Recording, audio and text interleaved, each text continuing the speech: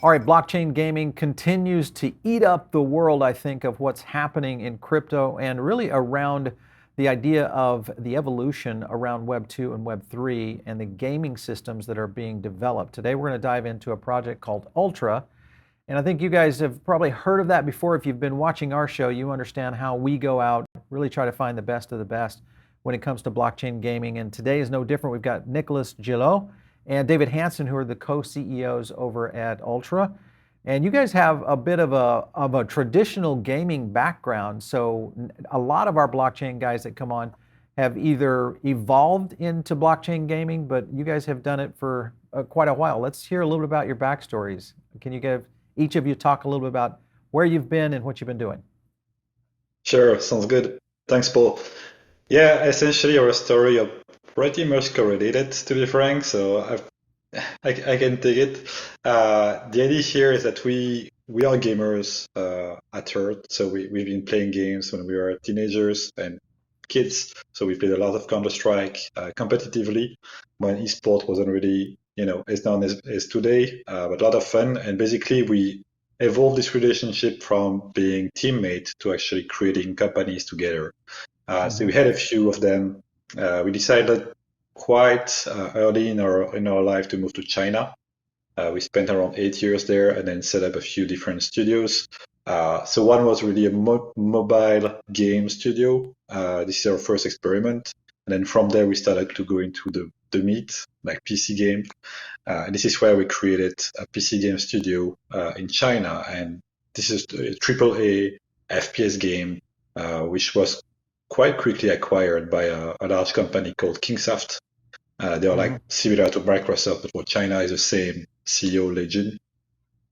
And the idea after that is that we also worked within the game businesses, so mainly monetization strategy. So helping large companies like Tencent, Gameloft, or others to basically improve their games to Right. generate more revenue or better monetization, like better retention as well. And then from that, we moved on into our latest project before Ultra, which was a game console that we developed in partnership with AMD. So Mm-hmm. that was a very fun project. Worked directly with the Chinese governments and banks to achieve this. And then since we had all this experience, in the blockchain space initially, because we've been following that since 2010. So we were mining Bitcoin back then. It was not the same speed as today, but not the same value of the token either. And yeah, the great thing is basically we gather all those experiences into the new project that we started around 4 years ago, which is Ultra, knowing that making a game console is not only doing the hardware, but also doing the distribution platform around it. Similar Right. to you take Steam, you put it in a hardware box, and that's a game console. So we had the experience basically that as a gamer, business of games, game developer, game distribution, and we packaged all that and then created a very new concept, which is Ultra, which started 4 years ago now. Yeah. You mentioned something there around kind of that transition, if you look at, because a lot of people do kind of compare Ultra in a way. I mean, it's kind of like the Steam of blockchain, but it feels like it's so much bigger than that. And I'd love for you guys to dive into it. Talk to me about the ecosystem, David, if you could kind of give me a framework of the games themselves, the Ultra wallet, the new, unique marketplace, et cetera. How is all that coming together? Yeah, so once we realized that blockchain technology was fantastic for the game industry, we kind of designed Ultra Games, and when we designed it, we realized, okay, this is great. It's a Steam on steroids, but it's not enough to really compete with Steam, and we wanted to truly compete with Steam, but we wanted to propose something very, very different. You can't compete with Steam by just improving Steam, and that's how we came up with this app ecosystem, where generally the general concept of this is that you have what we call internally Ultra OS, which is the client, and then inside you have a series of applications such as Ultra Games. That's our game distribution platform. You have Ultra Wallet, our cryptocurrency wallet. you have the unique marketplace, our NFT marketplace. And then you can also have third parties creating application and publishing them in UltraOS. So you would have, for example, a live streaming application. So we're working with Theta TV for this.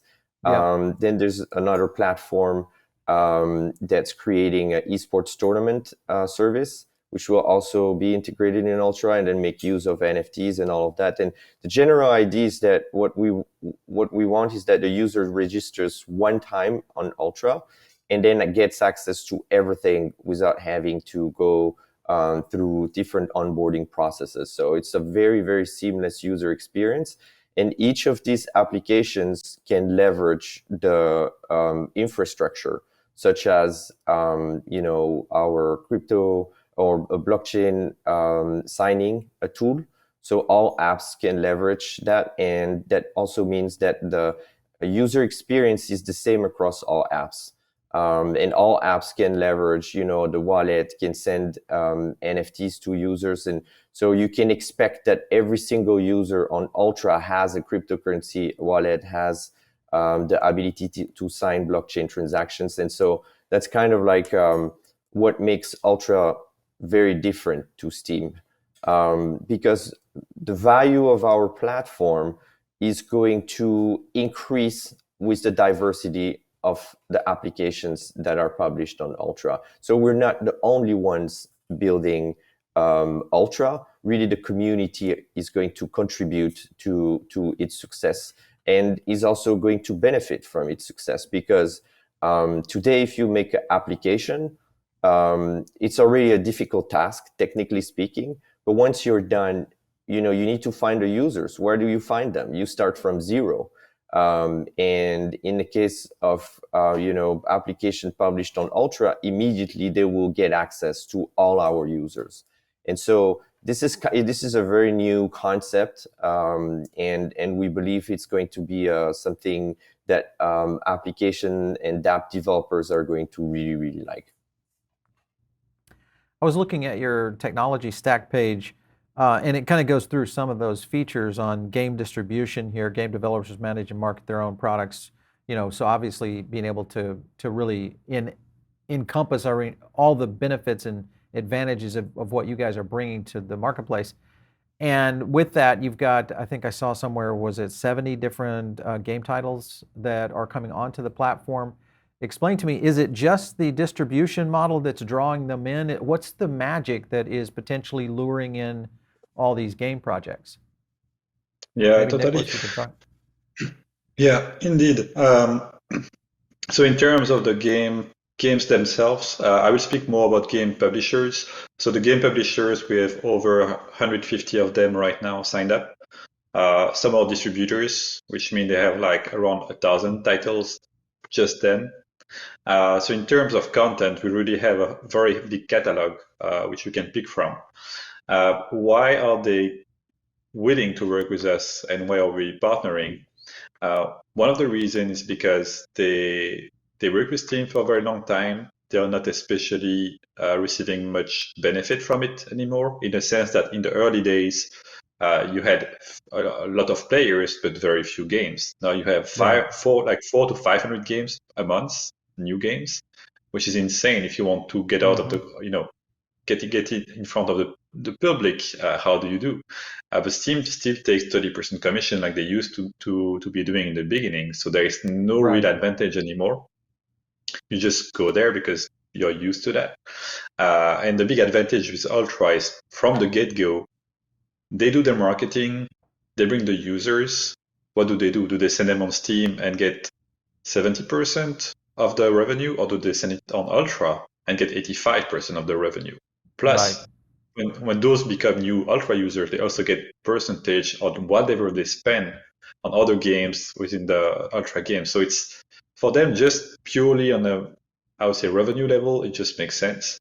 Now there is a lot of advantages around Ultra. Like they have secondary market resale advantages. Like if they define, I go to GameStop, I sell my game. What do I get as a game publisher? Nothing. So I want to avoid that. Exactly. And here they have the advantage that they can say, hey, I only accept you resell it, but after 40 days, for example, so just not at the core of the launch when actually I'm supposed to make the bulk of the money as a game publisher and developer to recoup my investment. I can say after 40 days, but I take 30% commission or 20 or 50. And I want the price to be minimum $20, for example. So as a game publisher, I embrace this model because I'm like, how? Now I can actually benefit from it, and I can make my players benefit from it as well. So everybody wins in this concept. And a lot of tools that were implemented within the platform also allows them to do much better marketing. They don't need to spend a lot of money upfront because right now they can't expect Steam to do their marketing. There's just too many Right. games that like it just doesn't work. Right now it's a lot of influencer marketing and then work with publications, which is a lot of money to be spent. But in this regard, with Ultra, they can actually say, you know what, I'm gonna give 5% or 10% of the revenue of my game to anybody who will promote this content and sell the content. So now, if I'm a YouTuber, influencer, I'm on Twitch, I'm IGN, when I speak about the game and somebody purchases it, I automatically get paid my commission. And the game publisher doesn't have to front run this money, but at the same time, influencers can pick up the opportunity at any time, anywhere in the world. Right.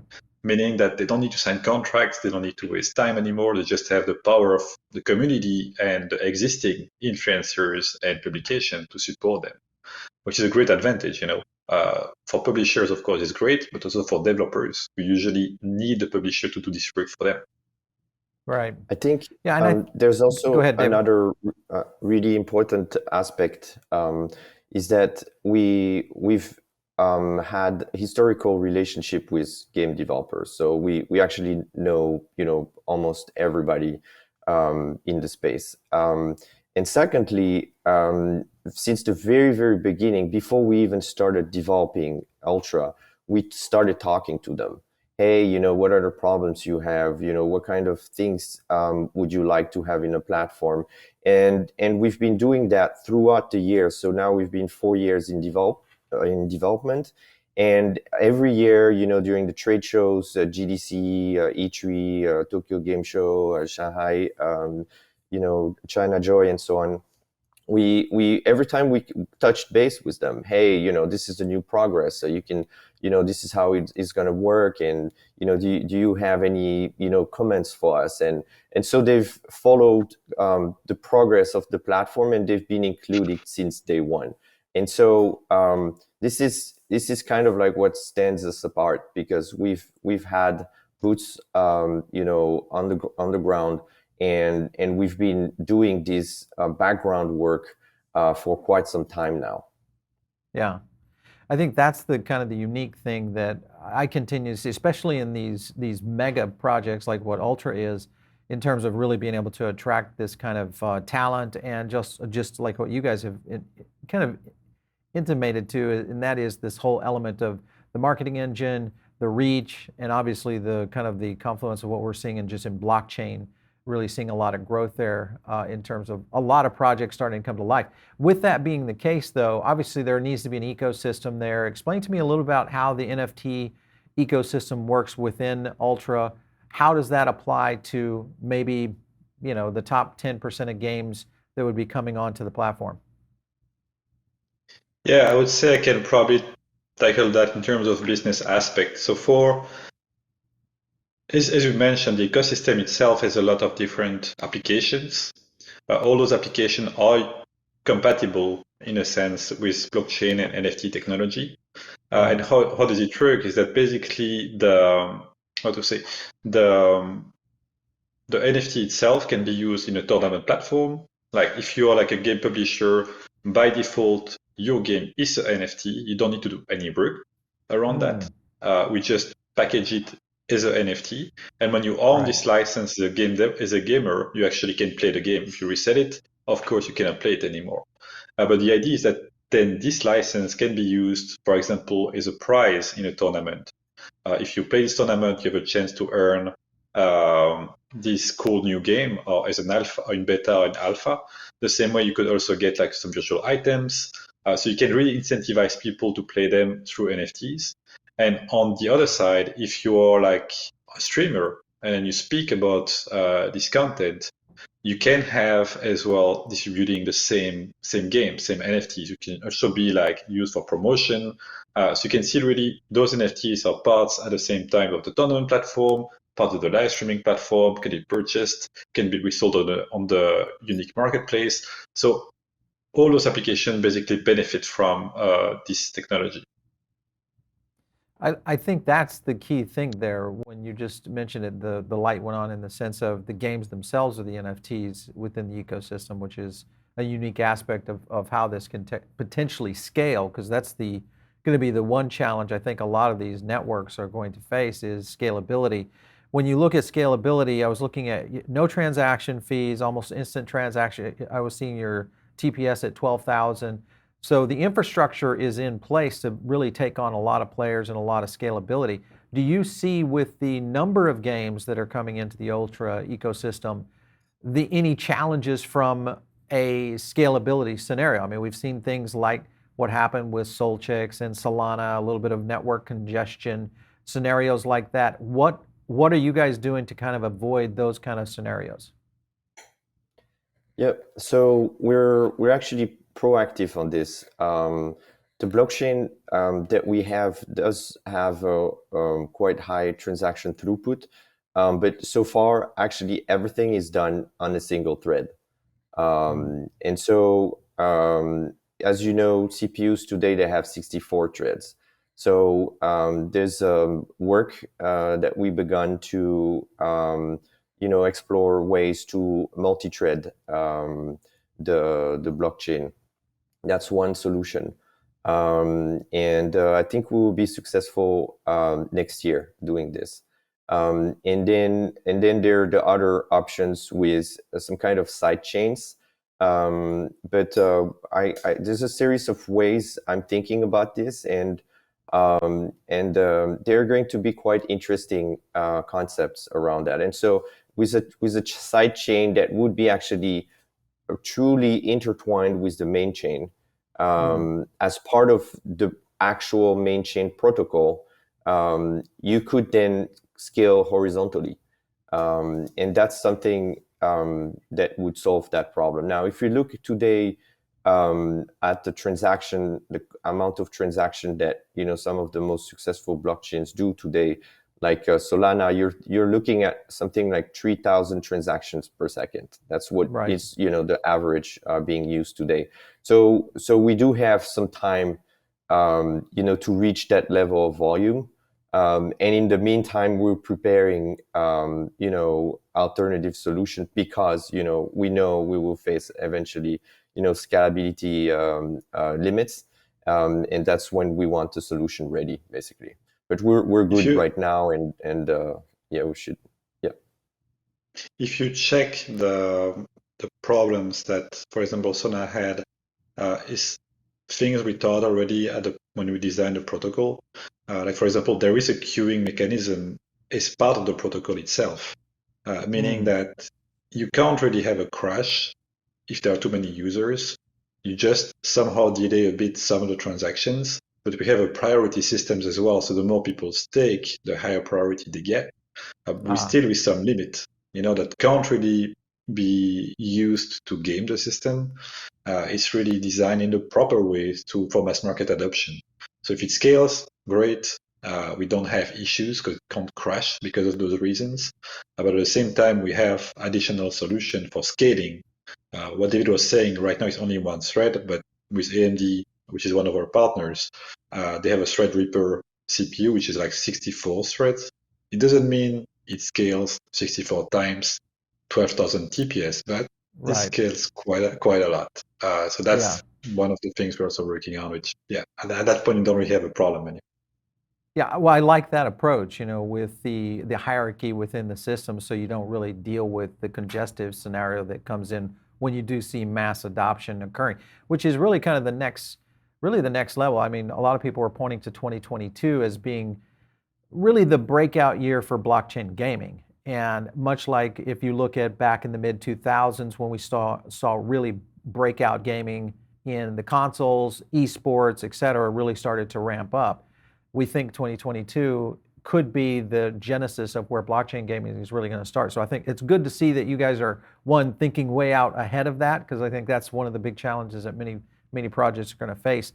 Talk to me about the partnerships here, because they seem very strategic. AMD, publishing partner, Skybound, PID, Microids, and then you've got a partnership with Sandbox and also Theta, obviously Theta being the video aspect of it. All of these seem very strategic in playing into a bigger picture. Can you explain that architecture and what you guys are up to there? Totally. In terms of the partners, so AMD has been a really long time partner. They've basically they were around the table when we discussed are we making Ultra. So that was very exciting because they're like, yeah, I mean, when Gates launched that, we are totally in. So we're gonna put all our backing behind you guys, and that's what's happening. So when we started, they're like, sure, as we said, we think it's amazing, and so they're really a great partner in this regard. We work with them on different topics. Obviously, there is the tech brick. We need to scale. They have solutions. They are happy for our block producers to use their CPUs as well. And on a second level as well, there's all the security aspect. As you know, they're like some amazing technology in terms of security that's been used for consoles and all that. And the other aspect is really on the user acquisition. So they have hundreds, 200, 300 million users, and the idea is that a lot of them are gamers, which are our target audience. So we have some neat way to basically bring those gamers to Ultra, which benefit everyone. And in this regard, for example, you update a graphic card, you have the option to install Ultra. Great. Oh, I give you an NFT. Okay, cool. I wanna try and see what it is. I heard NFT is cool, but at the same time, you also have everything tied to the retail. So we have a lot of not. I can't really speak so much about it, but we have a lot of communication with retail partners. AMD is also selling hardware, and this hardware also allows us to bring new users to the platform. Like imagine you have a new game, which is gifted with you when you purchase like a graphic card, a good quality graphic card, then you have to go on Ultra to actually get your game, right? So that's beneficial for them, that's beneficial for us, and that's a kind of partnership that we nurture with different large corporates. In terms of the publishers, obviously we have a lot of them that are unannounced. Since as I mentioned, we have more than 150 right now. The advantage is on one end for them to get more revenue, access to new users, and for us, it's also bring more users to us. So that's a pretty straightforward way of working. At the same time, our NFT bricks is very appealing to them because they understand it's a fully fledged solution. So they can put their game on the platform. They can integrate NFTs as part of their game, their upcoming games or existing games. At the same time, they can create some NFT drops on our marketplace. They can do marketing through our channel. So they have really this full solution that usually they are looking for. You don't want to have too many people you work with to achieve something. Usually, if you can have one company that gives you it all, which we can't obviously give everything, but we try to tackle as much as possible for them. They become really strong partners. That's how we usually work with them. I don't know if their angle is, Asia. Knowing you've been in China for a very long time, we still have an unannounced partner, which is over 75 million gamers currently playing. So which means, for them it's appealing. They're like, oh, I also want to tackle that market, but how to achieve that? Usually it's very complicated. You get, when you try it, you get actually half or three-quarters of the money disappearing to the local companies, but we have all those relationships. So actually, these local partners can also help. All right, so you've got partners in there. David, can you talk about Sandbox and Theta? How does that play into this? Yep. So, like for Theta, there's this kind of like trifecta if you look at the platform. So you have Ultra Games that distributes the games. Then you have Theta and a esports tournament platform. Right. So you can see that, you can organize the tournament, they can get the game, and if they don't play the game, they can watch the game.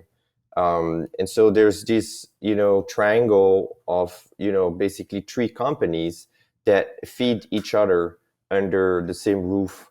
And so we feed each other's users.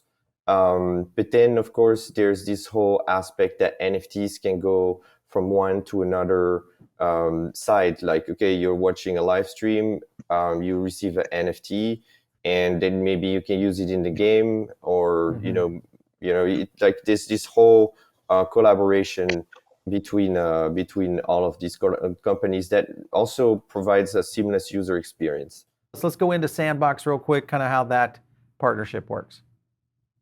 Yeah, no, totally. I think, the Sandbox team also saw like close French connection, right? So we all know and speak to each other. And one of the interesting aspect was to have, a presence in the Sandbox. So we have a large land that we will start to populate with activities that could be, interesting for gamers.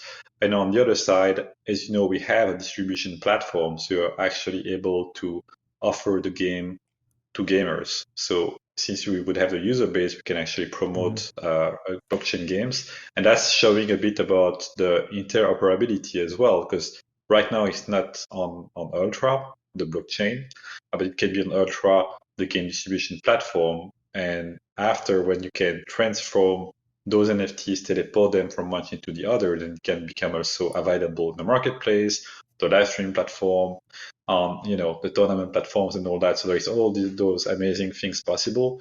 And that's why we start with some blockchain games, but obviously Ultra has a lot of traditional games, but also blockchain games. Perfect. Okay, well, you mentioned Marketplace. Let me jump into that quickly, and that is kind of tell me about what the Marketplace is going to exist of. I was on your website here, and it appears you got a few screenshots that are coming up with Grim Knight, Whisper's Tale, looks like a handful of others. Explain to me a little bit more about how the Marketplace will work. The Sure. marketplace itself, so David, you can go ahead. Yeah, sorry. Yeah. So there's actually two aspects, two kind of like marketplaces. There's Ultra Games, which is the game distribution platform, Right. and then when you purchase the games, there you're actually purchasing NFTs. And then there's the Unique Marketplace, which is an NFT marketplace where we have a launch pad that we will use to launch new NFTs. NFTs from games, but also collectibles and all kinds of exciting stuff. And then within that marketplace, of course, people can, find secondhand NFTs, and these will include games, virtual items, user-generated content, crypto collectible, utility NFTs, and so on. Yeah. So there are Unique some is bricks. kind of that evolution. Yeah. Go ahead. Yeah, there are some bricks as well there in terms of technology that are very exciting, because the idea is that NFTs on Ultra can actually be available everywhere. And for that, we developed at the protocol level some new NFT standard, the next generation of NFT standard, which allow these kind of possibilities. And that's really pretty cool, because you don't want to be closed into one marketplace. You want to be available at as many places as possible. And that's one of the ideas we had with the NFTs, is that we want them to be widespread. And for that, you don't want any barrier. You don't want to say, yep, it's only available on Apple or on Android, that you would have, or on PlayStation or Xbox. Actually, no, you can have it everywhere.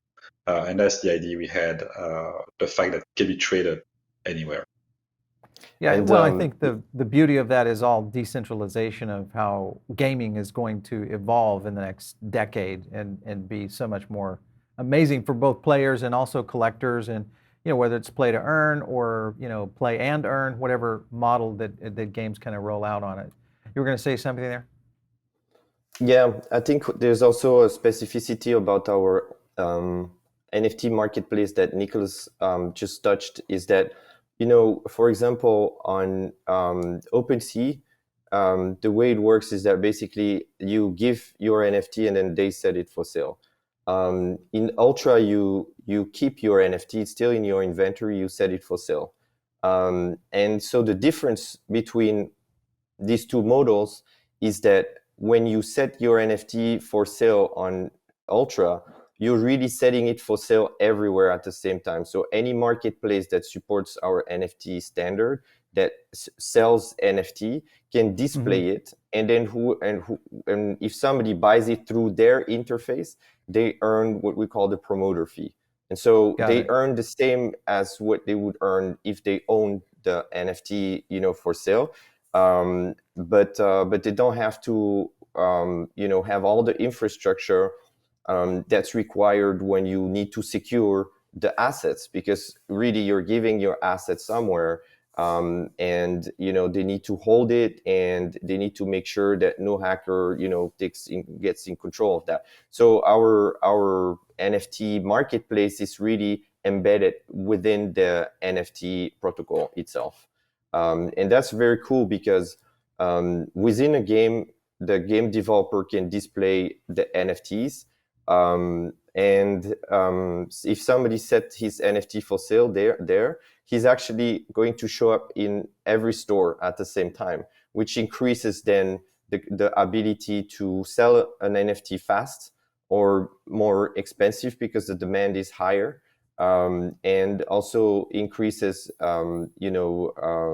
the kind of like the liquidity aspect. Like if you have a small game that just starts, well, somebody might buy the NFT out of your game very fast. And so that's quite exciting, I think.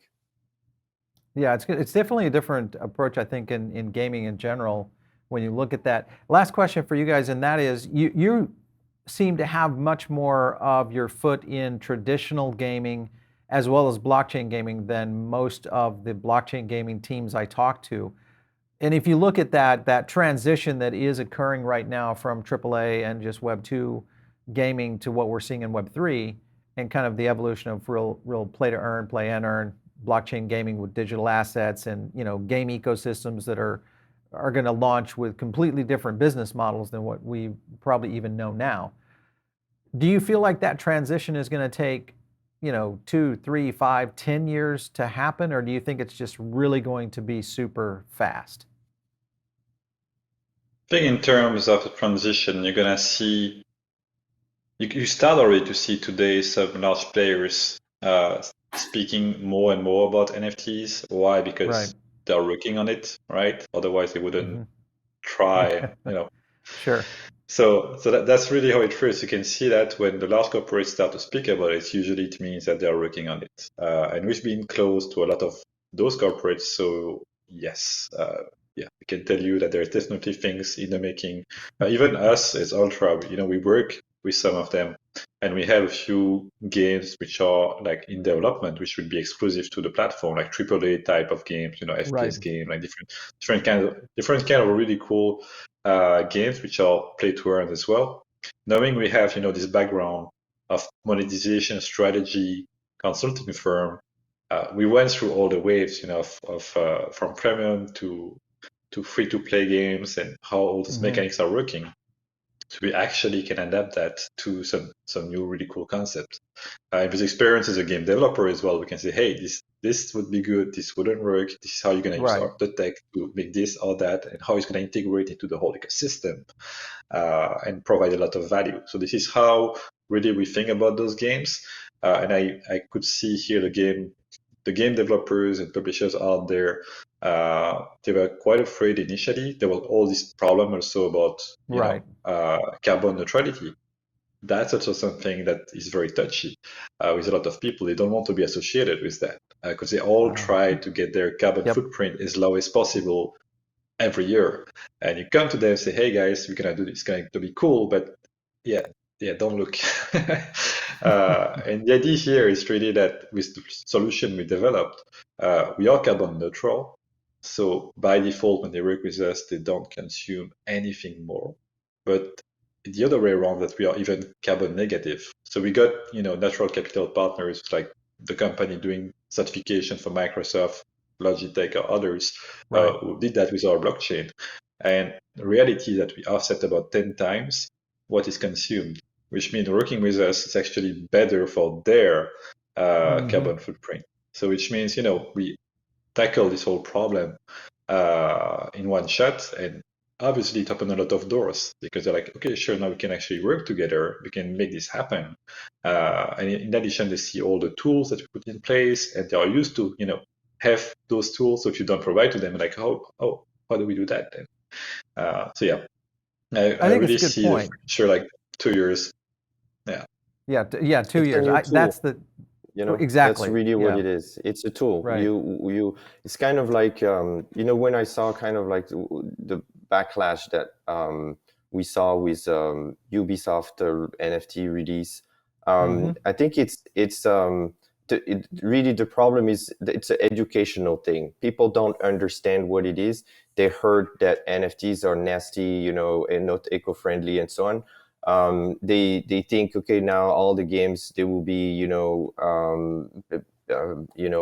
pay to win and so on. And so this is there's a lot of misconceptions. So there's a educational phase that is starting now, a little bit like back in the time with free-to-play games.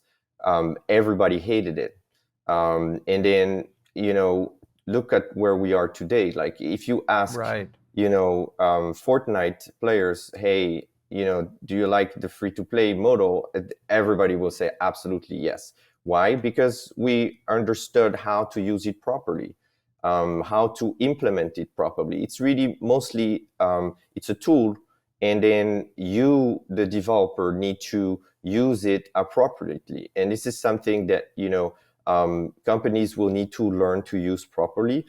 Just like today we know how to do proper free-to-play games, well, this is exactly what's going to happen now in the game industry, and you're going to see a lot of game making use of NFTs and some games not. So both will be there. Some games are free to play, some are premium, and it's an open market, right? But I really do think games with models like play to earn are here to stay. It's a new genre. It's really, really here to stay. And we're going to see it in all kinds of different flavors. And we're going to see some excessively successful for sure. Yeah, for sure. Hey, Nicolas and David, it's great having you on the show today. I love to dive in deep on these projects because this is really kind of opens up the eyes to a lot of people that are trying to understand, one, should they be investing in blockchain projects like this?